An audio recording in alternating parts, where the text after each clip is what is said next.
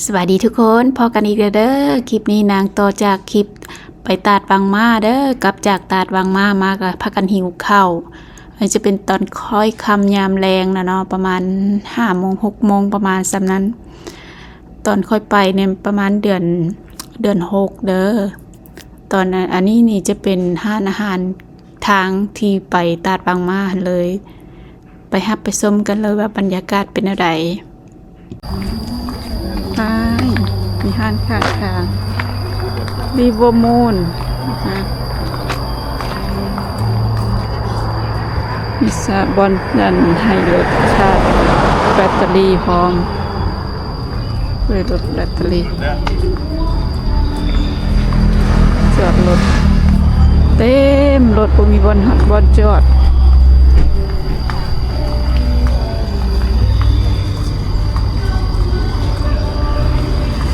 ลงไปทางลมจะมี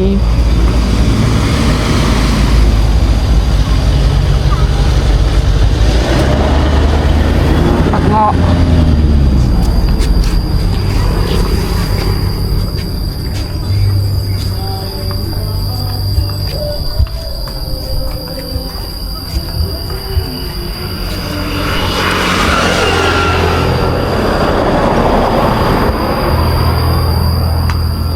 River Moon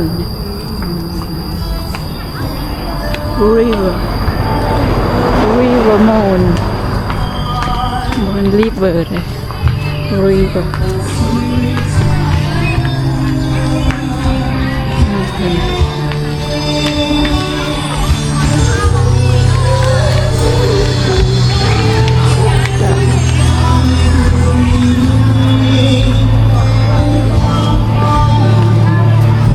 เป็นตูบอยู่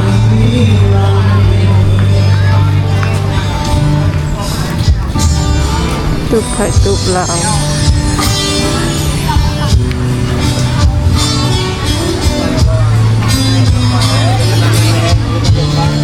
โอเค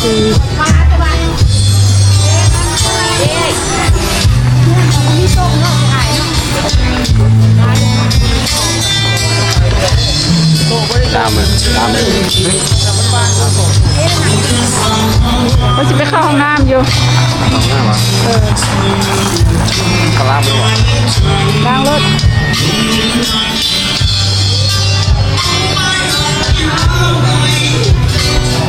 มีสั้นเทิงพร้อมด้านลมก็มีติดกับน้ำแคมน้ำก็มีโต๊ะหลาย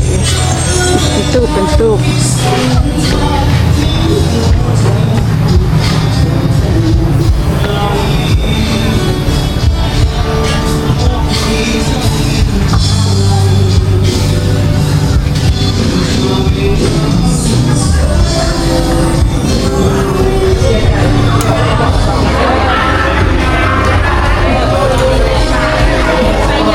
ริเวอร์มูนและโบวีบนตังนังก็เลยมาห้านนี้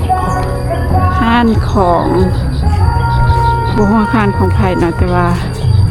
มีบอลที่ให้เด็กน้อยลิ้นพร้อมสวัสดิ์เสวยเป็น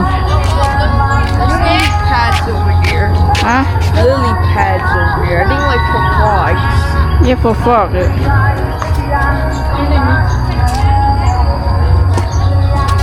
ไป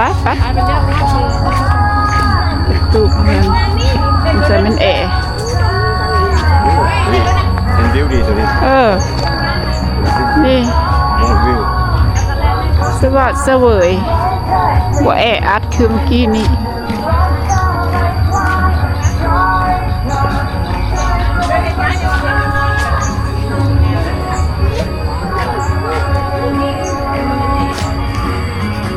เป็นเพื่อนวะ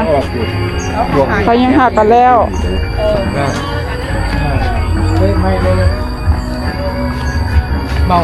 มาแล้วก็นอนนี่ค่อยกลับก็หาก็เห็ดแล้วก็จะปิดปรับปรุงหาก็เปิดกับใกล้ๆกับน้ำของ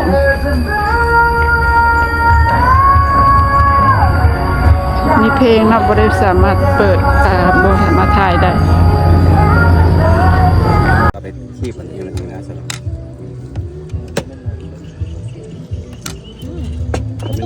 ที่มันเราแท้ มีหอยน้อยตัวด้วยนึงจะเป็นพนักงานเอาหอยน้อยก่อนใช้หอยน้อยเลยมีหอยน้อยเป็นอะไรพนักงานแล้วนะเป็นพนักงานกับพระเอกผลไม้